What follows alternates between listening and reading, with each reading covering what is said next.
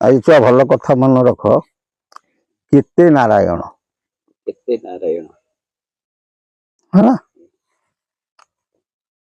ଆମେ ତମକୁ କହୁ ଜଗନ୍ନାଥ ଜନ୍ମ ହେବେ ଅଂଶକଳାରେ, ସ୍ୱୟଂ ନାରାୟଣ କୃଷ୍ଣଚନ୍ଦ୍ର ମଧ୍ୟ ଅଂଶକଳାରେ ଜନ୍ମ ହେବେ, ଏମିତି ସବୁ କହୁ। ଏଇଟା ତମେ ସବୁ ଭାବୁଥିବ ଆମେ ମନକୁ କହୁ, ଆମ ମନକୁ ନୁହଁ, ମହାପୁରୁଷ ଆପରେ ଲେଖିଛନ୍ତି। ବୁଝିପାରୁଛ ନା ବୁଝିପାରୁଛ? କୋଉ କଣ ବ୍ରହ୍ମ କଳଙ୍କି, ଆଦି କଳଙ୍କି, ସତ୍ୟ କଳଙ୍କି, କଳି କଳଙ୍କି, କଳଙ୍କି, ଏମିତି ସବୁ ଆମେ କହୁନା। ସମସ୍ତେ ଧୀରେ ରାମ ଜୁଟି ହବ। ବ୍ରହ୍ମ କଳକି ରାମ, ସତ୍ୟ କଳକି ରାମ, ଆଦି କଳକି ରାମ, କଳି କଳକି ରାମ, ଫେର କଳକି ରାମ, ଏମିତି ସବୁ ତମେ କହୁ। ତାପରେ ଅନେକ ବ୍ୟକ୍ତି ବିଶେଷ ମଧ୍ୟ ଆମକୁ ପ୍ରଶ୍ନ କରନ୍ତି, ଠାକୁର ତ ଗୋଟିଏ, ପୁଣି ଏତେ କୁଆଡୁ ଆସିବେ? ମନେ ରଖିଥା, ଅନନ୍ତ ଯୁଗ ଯେତେବେଳେ ପରିପ୍ରକାଶ ହବ, ସର୍ବ ଦେବାଦେବୀ ଗଣ ନର ଅଙ୍ଗରେ କଣ ହେବେ? ପରିପ୍ରକାଶ ହେବେ। ଯଦି ଜଗନ୍ନାଥ ବଳରାମ କଳଙ୍କି ରୂପ ହେବେ, ସୁଭଦ୍ରା କୁଆଡେ ଯିବେ? ସୁଭଦ୍ରା କଣ ମୌନ ହେଇକି ତା ଭିତରେ ବସିବେ? ଦୁଇ ଭାଇ ଯାକ ନର ଅଙ୍ଗ ଧରିବେ, ସୁଭଦ୍ରାକୁ ଛାଡିକି ଆସିବେ? ସତ୍ୟ ଯୁଗରେ ମାର୍କଣ୍ଡେୟ, ଅଗସ୍ତି, ଚନ୍ଦ୍ରମା, ବୁଝୁଛି? ବ୍ରହ୍ମା, ବିଷ୍ଣୁ, ଶିବ, ଏ ତିନି ଜଣ ଯାକ ଯୁଗେ ଯୁଗେ ନର ଅଙ୍ଗରେ ଆସିଛନ୍ତି। ବୁଝିହଉଛି ନା ବୁଝିବ? ତେଣୁ ଜଗନ୍ନାଥ ସଂସ୍କୃତି ହଉଛି ବିଚିତ୍ର ସଂସ୍କୃତି ହେଲା। ତମେ ବଡ ଦେଉଳରେ ଦେଖ, ଜଗନ୍ନାଥ ବିଗ୍ରହ ଅଛନ୍ତି, ବଳରାମ ଅଛନ୍ତି, ସୁଭଦ୍ରା ଅଛନ୍ତି। ବା କିଏ ତାଙ୍କୁ କୁହେ ଜଗନ୍ନାଥ, ବଳରାମ, ସୁଭଦ୍ରା, ଇଏ ସବୁ ଭାଇ ଭଉଣୀ ତିନି ଜଣ, ନାଇଁ? କିଏ କୁହନ୍ତି ତାଙ୍କୁ ଭୁବନେଶ୍ୱରୀ, ବୈଷ୍ଣବୀ, ଦକ୍ଷିଣ କାଳିକା, ଯିଏ ଯୋଉ ଭାବ ତାକୁ ଗଲେ ପରିପ୍ରକାଶ କଲେ। କିନ୍ତୁ ମହାପୁରୁଷ ସେଠି କହୁଛନ୍ତି ସେ ତିନି ଜଣ କିଏ? ସେ ନା ବ୍ରହ୍ମା, ବିଷ୍ଣୁ, ଶିବ। ସ୍ୱୟଂ ପରମ ବ୍ରହ୍ମ ବ୍ରହ୍ମା ରୂପରେ ସୃଷ୍ଟି କରୁଛନ୍ତି, ବିଷ୍ଣୁ ରୂପରେ ପାଳନ କରୁଛନ୍ତି, ଏବଂ ଶିବ ରୂପରେ କଣ କରୁଛନ୍ତି? ସଂହାର କରୁଛନ୍ତି। ଏଠି ଶିବ କାହାକୁ କହିଲେ? ନା ବଳଦେବଙ୍କୁ କହିଲେ, ଉଗ୍ର ରୂପ। କାହିଁକି କହିଛି? ତିନି ଦେବତା ଜଗନ୍ନାଥଙ୍କର ଗୋଟେ ସ୍ୱତନ୍ତ୍ର ମନ୍ତ୍ର ନାହିଁ। ଅନ୍ୟ ଦେବାଦେବୀଙ୍କର ସବୁ ସ୍ୱତନ୍ତ୍ର ମନ୍ତ୍ର ଅଛି, ଜଗନ୍ନାଥଙ୍କର ସ୍ୱତନ୍ତ୍ର ମନ୍ତ୍ର ନାହିଁ। ଜଗନ୍ନାଥ କଣ ହୁଅନ୍ତି? ନୃସିଂହ ମନ୍ତ୍ରରେ ପୂଜା ହୁଅନ୍ତି, ଏବଂ କେତେକ ସ୍ଥଳେ ଗୋପାଳ ମନ୍ତ୍ରରେ ପୂଜା ହୁଅନ୍ତି ହେଲା।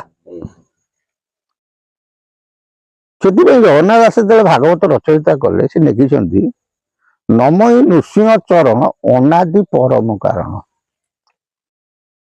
ଜଗନ୍ନାଥ ସ୍ୱୟଂ ସେ କହିନାହାନ୍ତି ନମଇ ନୃସିଂହ ଚରଣ ଜଗନ୍ନାଥ ପରମ କାରଣ, ଅନାଦି ପରମ କାରଣ। କି କହିନାହାନ୍ତି ନମଇ ଜଗନ୍ନାଥ ଚରଣ, ନମଇ ନୃସିଂହ ଚରଣ। କିନ୍ତୁ ସେ ଜଗନ୍ନାଥଙ୍କର ପରମ ଭକ୍ତ ଥିଲେ, ପଞ୍ଚସଖା ନା। ଜଗନ୍ନାଥଙ୍କର ସ୍ୱତନ୍ତ୍ର ମନ୍ତ୍ର ହଉଛି କଣ? ନୃସିଂହ ମନ୍ତ୍ର ସେ ପୂଜା ପାଆନ୍ତି, କେତେକ ସ୍ଥଳେ ଗୋପାଳ ମନ୍ତ୍ରରେ ପୂଜା ହୁଅନ୍ତି। ନୃସିଂହ କିଏ? ନା ଅନାଦି ପୁରୁଷ, ନିଜେ ନିର୍ଗୁଣ ନିରାକାର, ସେ ବ୍ରହ୍ମା ରୂପରେ ବିଦ୍ୟମାନ, ବିଷ୍ଣୁ ରୂପରେ ବିଦ୍ୟମାନ, ଶିବଙ୍କ ରୂପରେ ବିଦ୍ୟମାନ। ଜଗନ୍ନାଥ ମନ୍ଦିର ପ୍ରତିଷ୍ଠା ହେଲା, ବ୍ରହ୍ମା ପଚାରୁଛନ୍ତି କାହାକୁ? ଇନ୍ଦ୍ରଦ୍ୟୁମ୍ନକୁ, ତମେ କାହିଁକି ମହାରାଜ ମନ ଦୁଃଖ କରୁଛ? କାରଣ ଚତୁର୍ଥ ପିଢି କିଏ? ସେ ଇନ୍ଦ୍ରଦ୍ୟୁମ୍ନ ବ୍ରହ୍ମାଙ୍କର। ନା ଯୁଗ ଯୁଗକୁ ନାଁ ରହିଯିବ, ସ୍ତ୍ରୀ କଥାରେ ପଡି ଜଗନ୍ନାଥ କଣ ହେଲେ? ଖଣ୍ଡିଆ ହେଇକି ରହିଲେ। ସେଥିପାଇଁ ମନ ଦୁଃଖ। ବ୍ରହ୍ମା ଏଇଠୁ ହସିଦେଲେ, କହିଲେ ଜଗନ୍ନାଥ ଖଣ୍ଡିଆ ନୁହଁ, ସେ ବା ଅରୂପାନନ୍ଦ, ରୂପ ଥାଇକି ତାଙ୍କର ରୂପ ନାହିଁ। ତଥାପି କଣ ହେଲା, ଇନ୍ଦ୍ରଦ୍ୟୁମ୍ନ ମନ ସନ୍ତୁଷ୍ଟ ହେଲାନି। ସେଇଠୁ କଣ ହେଲେ, ସମସ୍ତେ ପ୍ରଭୁଙ୍କୁ କଣ କଲେ, ସ୍ତବ କଲେ। ସ୍ତବ ଯେତେବେଳେ କରିଛନ୍ତି, ସେଠି ଜଗନ୍ନାଥ ନାହାନ୍ତି ନା, ବଳରାମ ନାହାନ୍ତି ନା, ସୁଭଦ୍ରା ନାହାନ୍ତି। ସେଠି କଣ ହେଲେ, ଉଗ୍ର ନୃସିଂହ ରୂପରେ ମହାପ୍ରଭୁ ପରିପ୍ରକାଶ ହେଲେ। ସେଠି ବ୍ରହ୍ମା ପଡିଗଲେ, ଇନ୍ଦ୍ରଦ୍ୟୁମ୍ନ ପ୍ରଭୁଙ୍କ ପଦତଳେ ପଡିଗଲା, ସମସ୍ତେ ପଡିଗଲେ। ତେଣୁ ଜଗନ୍ନାଥ ହଉଛନ୍ତି ସ୍ୱୟଂ କଣ, ଜଗନ୍ନାଥ ବଳରାମ ସୁଭଦ୍ରା ମିଶିଗଲେ ସେ ସ୍ୱୟଂ ଅନାଦି ଗୁରୁ। ସିଏ ନିଜେ ବ୍ରହ୍ମା, ସିଏ ନିଜେ ବିଷ୍ଣୁ, ସିଏ ନିଜେ ମଧ୍ୟ ଶିବ। କଳିର ଯେତେବେଳେ ଅନ୍ତିମ ପର୍ଯ୍ୟାୟ ଆସିବ ଲୀଳା ଖେଳା କରିବା ପାଇଁ, କେବଳ ଜଗନ୍ନାଥ ବଳରାମ କଳିଙ୍କି ହେବେ ନାହିଁ, ଅନାଦି ଗୁରୁ ହେବେ, ଆଦି ଶକ୍ତି ହେବେ, ହେଲା। ଇଏ 3 ଜଣ ଯାକ ଆସିବେ। କିଏ, ଜଗନ୍ନାଥ ବଳରାମ ସୁଭଦ୍ରା। କେତେ ହେଲେ, 5 ହେଇଗଲେ। ତେଣୁ ପଞ୍ଚକୋଳଙ୍କି ହେଇଗଲେ। ହେଲେ ନା ହେଲେନି? ଏଇଟା ଆମ ମନ ଗଢା ନୁହଁ।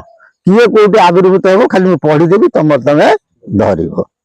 ମହାପୁରୁଷ ତାଙ୍କର ଲେଖିଛନ୍ତି କୋଉଥିରେ ନା, ସ୍ୱତ ଅନନ୍ତ ବିଜୟ ମାଳିକାରେ। ବହିଟା ନା ମନେ ରଖିଥାଅ, ଶାସ୍ତ୍ରଟି ନା ସ୍ୱତ ଅନନ୍ତ ବିଜୟ ମାଳିକା, ହେଲା।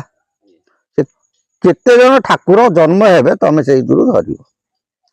କହିଲେ ସତ୍ୟ ବଟ ମୂଳେ ସ୍ୱତ ଅନନ୍ତ ବିଜୟ। କହିଲେ ସତ୍ୟ ବଟ ପାଖରେ କିଏ ରହିବେ ନା, ସ୍ୱତ ଅନନ୍ତ। ସ୍ୱତ ଅନନ୍ତ କିଏ ନା, ଶୁକ୍ଳାମ୍ବର ଧର ବିଷ୍ଣୁ। ବୁଝିଯାଉଛି ନା। ରତ୍ନ ବଟ ପାଶେ ରମା ଅଙ୍ଗେ ବ୍ରହ୍ମ ଥୟ। ସେ ରତ୍ନ ବଟ ପାଶରେ ସେ କଣ ଥିବେ, ରମା ଅଙ୍ଗରେ ଥୟ ହେବେ। ବିଜେ ବଟ ବିଶ୍ୱପତି ଯେ, ଉଦୟ ବଟରେ ବିଜେ କଳଙ୍କି ମୂର୍ତ୍ତି ଯେ। ବିଜେ ପଟ ପାଖରେ କିଏ ଉଦୟ ହେବେ ନା, ବିଶ୍ୱପତି, ଜଗତପତି। ଜଗତପତି କୋଉ ଦେବତା, ତମେ ବିଚାର କର। ଉଦୟ ବଟରେ ବିଜେ କଳଙ୍କି ମୂର୍ତ୍ତି ଯେ। କଳଙ୍କି ମୂର୍ତ୍ତି କୋଉଠି ଉଦୟ ହେବେ ନା, କଳଙ୍କି ଦେବ ନା ଉଦୟ ବଟ ପାଶରେ। କୋଉ ଉଦୟ ବଟ, ପାରାଦୀପ ଉଦୟ ବଟ ନୁହଁ, ପାରାଦୀପ ଉଦୟ ବଟ ନୁହଁ, ଆଉ ଗୋଟେ ଅଛି ଉଦୟ ବଟ। ପୁଣି ସେଇଠୁ ଆଉ ତା ତଳେ ଲେଖିଥିଲେ, ଗୁପ୍ତ ଖଣ୍ଡ ଗିରି ମଧ୍ୟରେ କ୍ଷୀରାର୍ଣ୍ଣବ ସାଇଁ, ଉଦୟ ଗିରିରେ ଉଦୟ ସାବିତ୍ରୀଙ୍କ ସାଇ। ସାବିତ୍ରୀ ପତି କିଏ, ସେ ବ୍ରହ୍ମା, ହେଲା। ଉଦୟଗିରିରେ ଉଦୟ ସାବିତ୍ରୀଙ୍କ ସାଇ, କିଏ ସେ ବ୍ରହ୍ମା। କଳାଗିରିରେ ଅନନ୍ତ ଯେ, କଳାଗିରିରେ ହେଲେ ଅନନ୍ତ। ଧବଳଗିରିରେ ସୁଦର୍ଶନ, କଳା ଗୁପ୍ତ ଯେ। କହିଲେ ଧବଳଗିରିରେ ସୁଦର୍ଶନ କଳା ଗୁପ୍ତ ହେଇକି ରହିବ। କାଶୀ ନଗରେ କାମପାଳ କଳଙ୍କିର ଲୀଳା, ଶ୍ୟାମ ନଗରେ ସୁଭଦ୍ରା ରୂପେ ବ୍ରହ୍ମ କଳା। ଯାଜ ନଗରେ ଜଗନ୍ନାଥ ଯେ, ଅମର ନଗରେ ଶିଶୁ ସୁଦର୍ଶନ ଗୁପ୍ତ ଯେ। ଗଣୁଥା କୋଉଠି କେତେ ଦେବତା ଆସିଲା। ଆଉ ଥରେ ପଢି ଦଉଛି। ସତ୍ୟ ବଟ ମୂଳେ ସ୍ୱତ ଅନନ୍ତ ବିଜୟ, ରତ୍ନ ବଟ ପାଶେ ରମା ଅଙ୍ଗେ ବ୍ରହ୍ମ ଥୟ। ବିଚେ ବଟ ବିଶ୍ୱପତି ଯେ, ଉଦୟ ବଟରେ ବିଜେ କଳଙ୍କି ମୂର୍ତ୍ତି ଯେ। ଗୁପ୍ତ ଖଣ୍ଡ ଗିରି ମଧ୍ୟରେ କ୍ଷୀରାର୍ଣ୍ଣବ ସାଇ। କ୍ଷୀରାର୍ଣ୍ଣବ ସାଇ କିଏ, ଅନନ୍ତ ନାରାୟଣ। ଉଦୟ ଗିରିରେ ଉଦୟ ସାବିତ୍ରୀଙ୍କ ସାଇ। ସାବିତ୍ରୀ ସ୍ୱାମୀ କିଏ, ସେ ବ୍ରହ୍ମା। କଳାଗିରିରେ ଅନନ୍ତ ଯେ, ଧବଳଗିରିରେ ସୁଦର୍ଶନ କଳା ଗୁପ୍ତ ଯେ।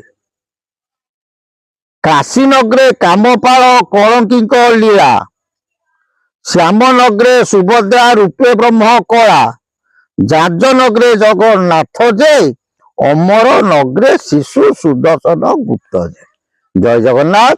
ସେ ପ୍ରଭୁଙ୍କ ସଦିଚ୍ଛା ପୂର୍ଣ୍ଣ ହଉ। ବୋଲ ଆନନ୍ଦେ କବା ହରି ବୋଲ।